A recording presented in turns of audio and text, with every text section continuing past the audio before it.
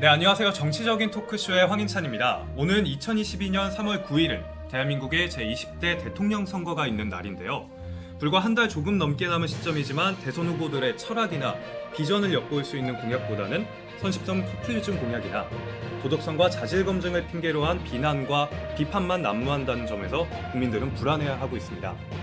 오늘 정치적인 토크쇼에서는 신년 특집으로 대선 후보들의 교육 정책에 대해서 이야기를 나눠보려고 하는데요. 먼저 함께 이야기 나누어주실 굿모닝 경제의 강영훈 기자님 모시겠습니다.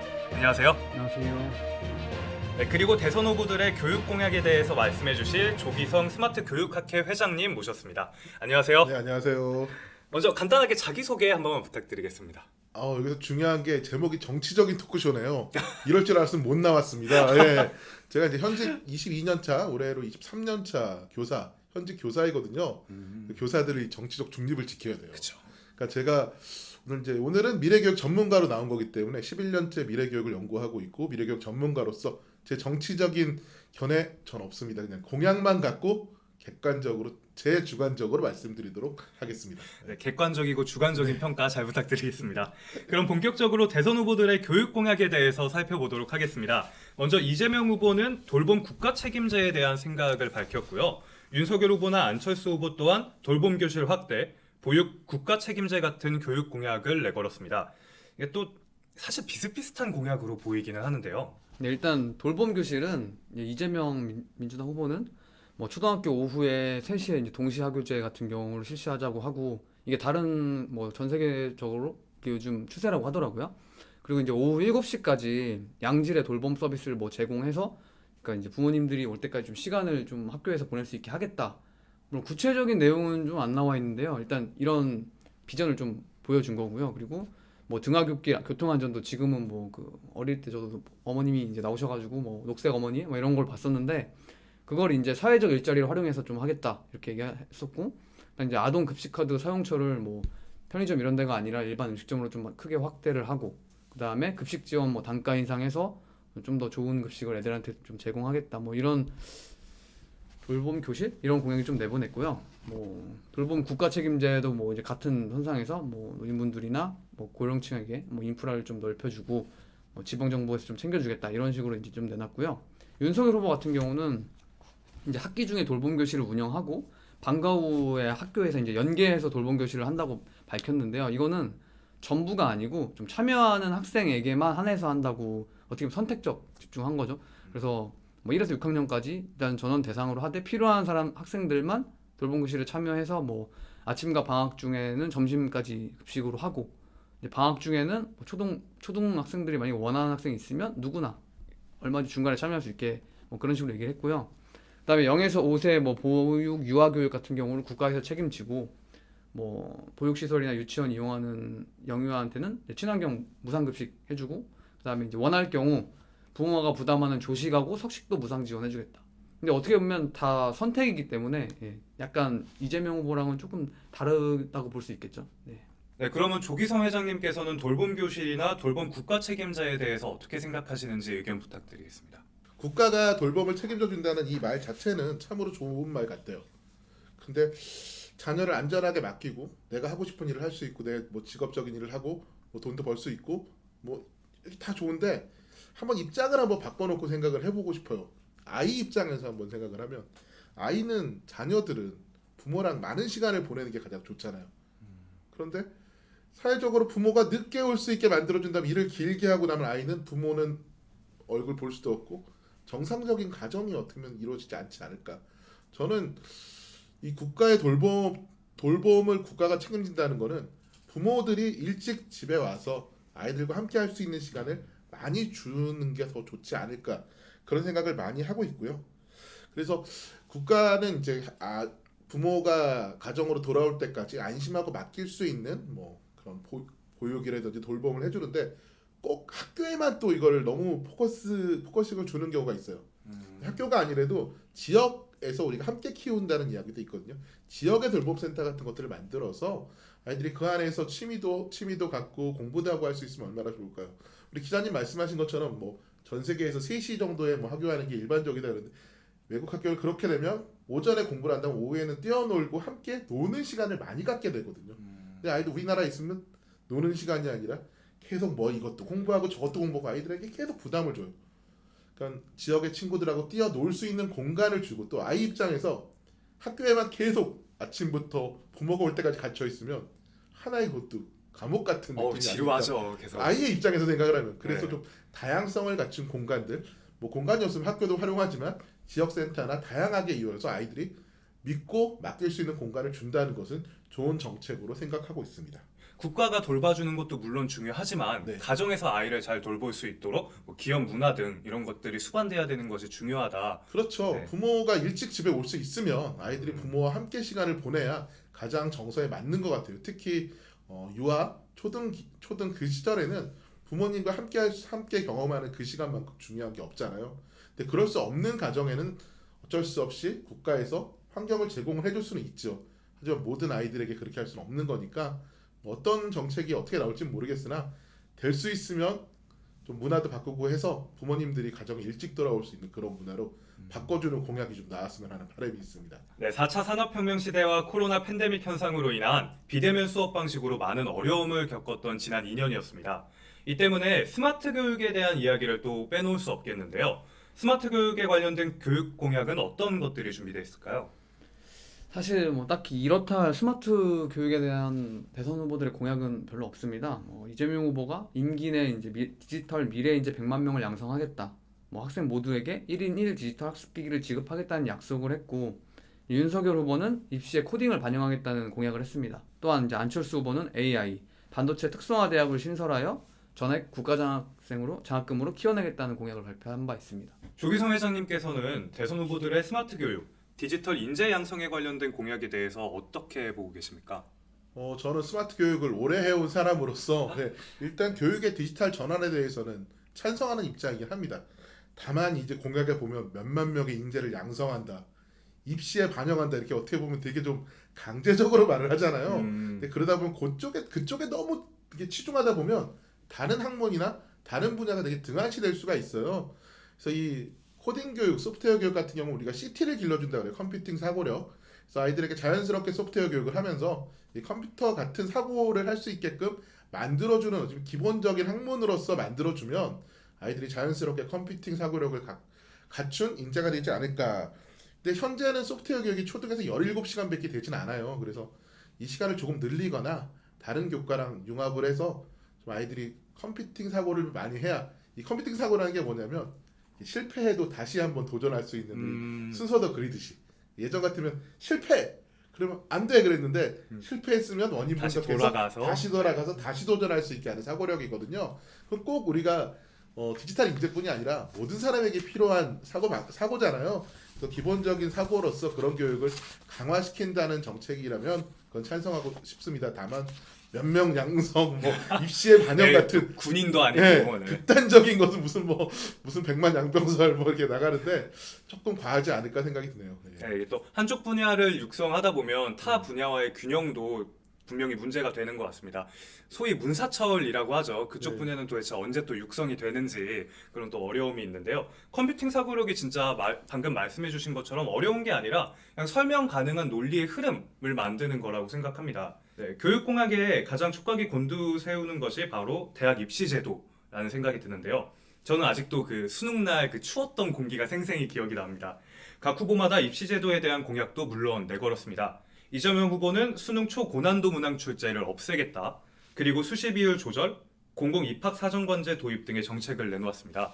윤석열 후보는 정시 비율을 확대하고 입시 비리 암행어서제, 입시 비리 발생 시 정원 축소와 관련자 파면을 의무화하는 원 스트라이크 아웃제를 공약으로 내걸었습니다. 두 후보 모두 공정성을 화두로 내세운 것 같은데요. 아무래도 요즘 여러 논란들이 있다 보니까 그 논란들을 의식한 게 아닌가 싶습니다.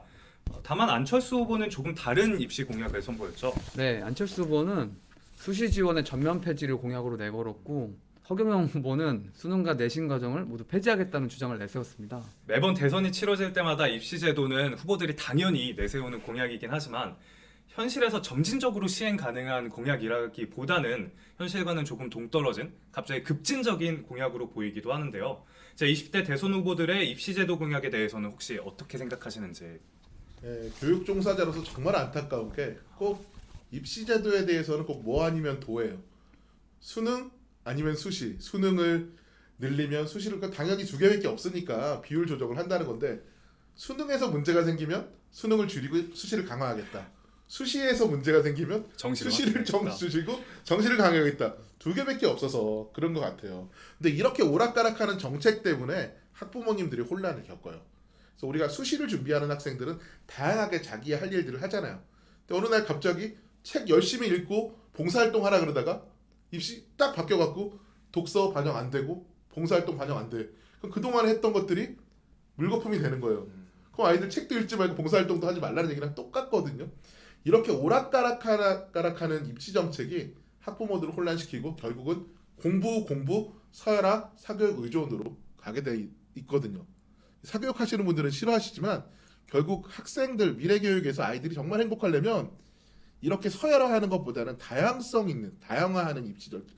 수시로도 대학을 갈 수 있고 수능으로도 갈 수 있고 또 내가 좋아하는 것들을 열심히 하면 그런 학습 데이터를 갖고도 포트폴리오를 갖고도 뭔가 대학에 갈 수 성과로 있고 될 수 그렇죠. 있는, 네. 정말 발명을 잘하는 아이가 있다면 그런 특기 전형으로도 갈 수 있고 우리가 특기자 전형 같은 것도 많았잖아요. 그러니까 정말 입시의 다양성을 함께 가야지 좀 그래야 공정하지 수능 아니면 수시 이거 갖고 왔다 갔다 하는 거는 정말 학부모들이 정말 오락가락하고요. 당장 내 자녀가 어디에 속할지도 걱정하고 있다는 게 그게 문제죠.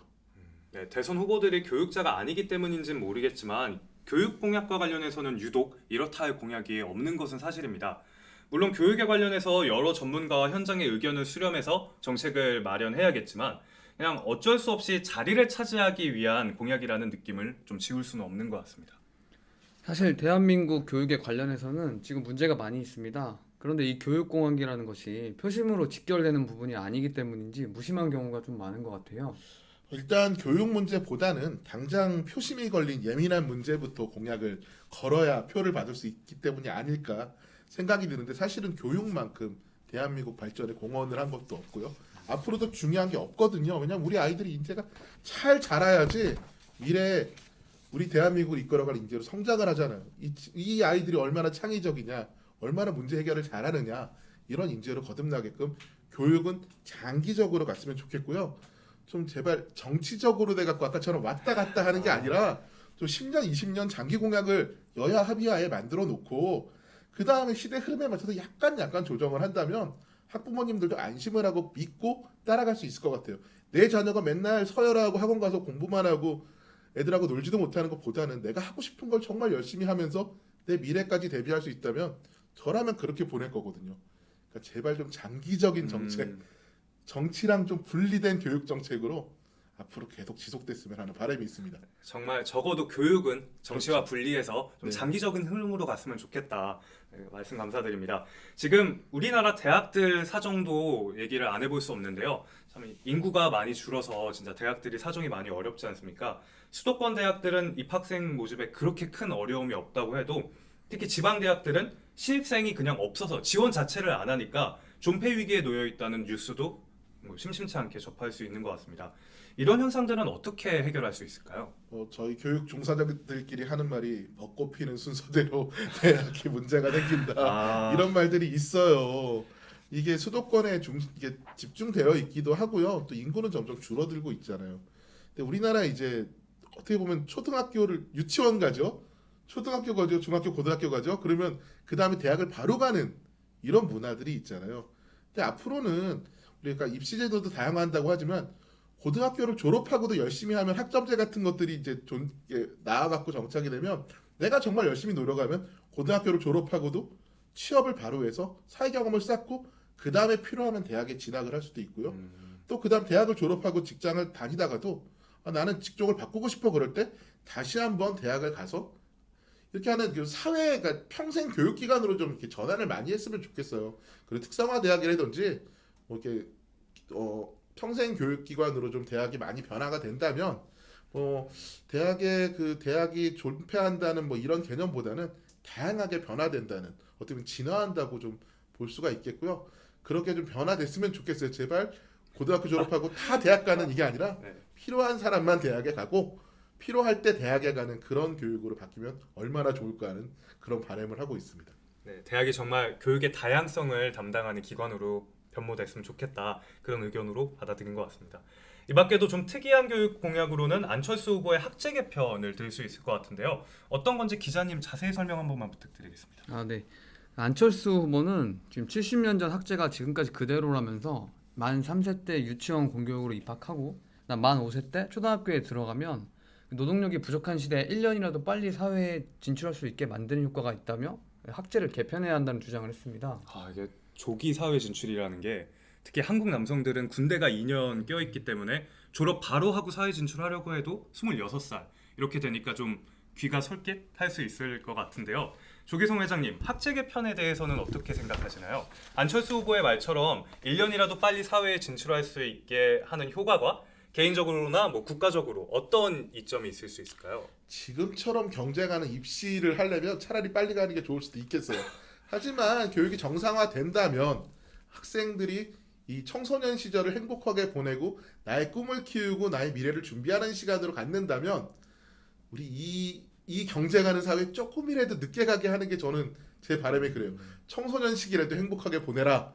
그리고 정글에 들어가서 사회생활 하는 거는 조금만 늦춰도 되지 않을까. 너무 일찍 아이들을 정글로 보내는 것 저는 개인적으로는 좀 안철수 후보님이 뭐라 그러실지 모르겠는데 이건 정치적 개념과 상관없이 아이들을 생각하는 마음에서 아이들 너무 정글에 빨리 가는 거 저는 이게 찬성하진 않고요. 그 중에서 원하면 일찍 진출하는 아이들도 있을 수 있는 거예요. 그거는 고등학교 때도 창업을 할 수도 있고 고등학교 때 바로 취업을 할 수도 있게끔 하면 되니까 그걸 꼭 몇 살로 모두가 19세로 가가 아니라 선택할 수 있게 그 일찍 창업할 수도 있잖아요. 성공한 그렇죠. 아이들도 있잖아요. 네. 해외는 그런 케이스도 많고요. 너무 제도로서 바꾸는 게 아니라 문화를 좀 바꿨으면 좋겠습니다. 모두가 사회라는 전쟁터에 빨리 돌격하게 하는 것보다는 네. 좀 이것저것 탐구를 해볼 수 있는 그런 시간도 중요한 것 같습니다. 다음은 심상정 후보의 차례입니다. 심상정 후보는 아동청소년부를 신설하고 청소년 무상 대중교통을 실시하겠다고 했는데요. 네, 심상정 후보는 아동 청소년부를 신설하여 이제 청소년들이 직접 행정에 참여할 수 있도록 하겠다 밝혔고 청소년 무상 대중교통을 실시하겠다는 공약을 걸었습니다. 이재준 고양시장이 여야를 막론하고 청소년 무상 대중교통을 국가 정책으로 시행하자는 주장을 하기도 했죠. 네, 심상정 후보의 아동청소년부는 뭐 어떤 일을 하는 곳이고 그리고 청소년들의 행정에 어떻게 참여할 수 있다는 얘기일까요? 일단 저는 기자님 말씀 드리면서 네. 이재준 고양시장이 이렇게 했다. 제 고양시 살거든요.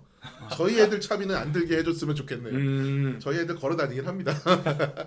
자, 일단은 여성 청소년부를 이제 만든다는 것 자체가 어떻게 보면 현실 지금 이제 투표 연령이 18세로 낮아지잖아요.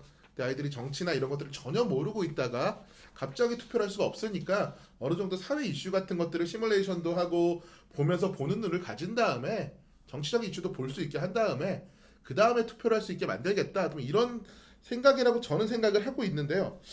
일단 저는 좀 걱정이 되긴 해요. 그러니까 아이들이 지금 교육부도 있고 여성가족부도 있는데 이 역할을 어떻게 해야 될지도 걱정되긴 합니다. 다음 이제 추가로 드리고 싶은 질문은 청소년 무상 대중교통에 대한 이야기인데요. 독일인가요? 어느 뭐 선진국 그런 데서는 대중교통을 무료로 이용할 수 있는 거에 더해서 한 달에 뭐 몇 장씩 기차표가 나와서 뭐 여기저기 여행을 갈 수 있다. 이런 걸 들었는데 뭐 이런 건 좋은 거 아닌가요? 뭐 놀러 다닐 수 있어서요? 네, 뭐 그냥 어디든 좀 가게 되면 좀 학생들이 공부에 조금 탈피해서 좀 자유로운 시간을 가지고 아까 얘기해 주신 대로 뭐 이것저것 탐구를 해볼 수가 있으니까요. 제 생각은 일단은 이렇게 무상교통을 하고 뭐 티켓을 주는 것도 좋은데 아이들이 놀러 다닐 수 있는 시간을 주는 게 가장 중요하지 않을까. 아까 제가 이제 뭐 포트폴리오 전형 같은 것도 잠깐 말씀드렸는데 아이들이 이렇게 경험한 것들이 자연스럽게 포트폴리오로 경험으로 쌓이게 되면 아이들이 하지 말라 그래도 자연스럽게 다닐 거예요. 그러니까 입시제도가 지금 뭐 아니면 도니까 다닐 수가 없는 건데 이런 경험까지도 같이 반영하는 그런 입시제도의 변화가 있으면 아이들이 정말 다양한 데 경험하고 그 경험한 내용이 자연스럽게 기록이 되면서 이런 경험을 했구나. 내가 이쪽을 나는 자동차를 원하는데 자동차 공장 견학을 가서 그쪽을 보고 왔다. 그건 자기한테 큰 경험이잖아요. 내가 다니고 싶은 대학을 먼저 가서 캠퍼스를 투어하고 왔다. 아이들에게 충분히 줄 수 있는 경험이거든요. 우리가 중학교 1학년 아이들에게 자유학기제가 있어요. 직업 탐색을 해보라고. 이런 것들을 자연스럽게 나의 직업을 탐색할 수 있는 기간을 계속 주는 거죠.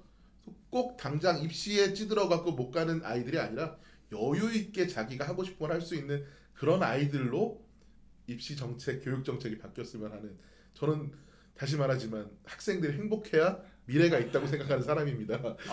진짜 이렇게만 되면 나중에는 브이로그로 대학 갈 수 있는 그럼요. 뭐 그런 시대가 올 수도 있을 것 같아요. 가능하죠. 네, 너무 부러운데요. 이게 또 미래 세대를 위한 나라를 위해 교육 공약은 절대로 빠져서는 또 안 되고요. 무척이나 중요한 부분인데 오늘 얘기한 걸로만 보면 대선 후보들이 너무 무심하게 생각하고 있는 건 아닌가 그런 걱정이 들기도 합니다. 회장님께서는 대선 후보들의 교육 공약에 대해서 어떻게 생각하시나요? 일단은 교육 공약 자체가 많이 나오지 않았고요. 저도 이렇게 정리된 거를 한번 읽어보면서 정말 없고 정말 비슷하구나. 공통된 공약은 딱 그거예요. 아이들을 학교에 가둬놓겠다. 이게 가장 공통된 공약인 것 같고요.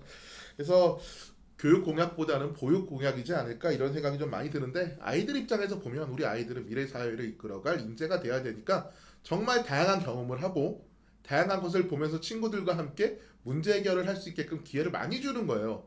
미네르바 스쿨이 왜 각광을 받냐면 수업은 온라인으로 하지만 실제적인 문제 해결은 오프라인에서 지역에 가서 같이 하는 경험을 하는 거거든요. 우리 아이들도 그렇게 문제 해결을 자꾸 해봐야 사회에 나가서도 그렇게 문제 해결을 직접 하고 창의적인 아이디어를 내면서 내 생각과 친구들 생각을 조율할 수 있는 그런 사람이 되는 거예요. 우리가 정치하시는 분들 맨날 싸우는 거 왜 싸우시지? 잘 못 가르쳐서 그러나 보다 하고 저 선생님들이 그러는데 네, 아이들이 그런 경험들을 많이 해봐야 정말 의견도 나누고 조율하고 토의 토론도 많이 하고, 토의 토론 잘하려면요 학교에서부터 많이 해봐야 되거든요. 어떻게 좋은 주장을 하고 좋은 근거를 잡느냐부터 이야기하느냐부터 다시 한번 아이들이 엮고 해봤으면 좋겠습니다. 오늘 정말 얘기해주신 내용으로만으로도 이상적인 미래가 이렇게 그려지는 것 같습니다. 마지막으로 대선 후보들에게 혹은 유권자인 국민들에게 당부하고 싶은 말씀 한마디 부탁드리겠습니다. 잠깐 말씀드렸지만 미래 교육을 하면서 미래 교육이 뭐냐고 물어보면 아이들이 행복한 교육이 미래 교육이다 라고 말씀드리고요. 청소년 시기에 행복해 보지 않은 아이들은 성인이 돼서도 행복할 수 없다라고 이야기를 합니다. 행복을 경험해 보지 않았기 때문에. 그래서 우리 아이들이 이렇게 경쟁하고 서열화하는 이런 교육이 아니라 정말 내가 하고 싶은 것을 하고 내가 꿈을 꾸고 싶은 것을 꾸고 준비할 수 있는 청소년 시기를 보낼 수 있도록 교육 공약도 그렇고 실천도 그렇고 다 좀 해줬으면 좋겠어요. 어른의 입장이 아니라 아이들 입장에서. 이 후보님들 어렸을 때는 정말 뛰어놀았을 거예요. 저도 뛰어놀았거든요. 근데 우리 아이들 못 뛰어놀아요. 뛰어놀 수 있는 대한민국, 창의적인 대한민국, 그런 교육으로 제발 좀 만들어 주셨으면 좋겠고요. 내 친구가 경쟁자가 아닌 나와 함께 성장하고 나와 함께 문제를 해결하는 동료로서 존재해야지. 쟤가 나보다 공부 잘하네, 쟤는 싫어, 이런 경쟁하는 서열주의는 없어졌으면 좋겠습니다. 네, 감사합니다. 오늘 이렇게 좋은 시간 함께 만들어주신 조기성 스마트 교육학회 회장님, 그리고 굿모닝 경제 강영훈 기자님 감사드립니다. 네, 국민들은 미래와 비전을 위한 후보들의 철학과 마인드를 판단할 수 있는 믿음직스럽고 든든한 공약을 보고 싶습니다. 선거를 앞둔 지금 달콤한 맛보다는 몸에 좋은 쓴 약이 필요해 보입니다. 지금까지 정치적인 토크쇼 황인찬이었습니다. 감사합니다.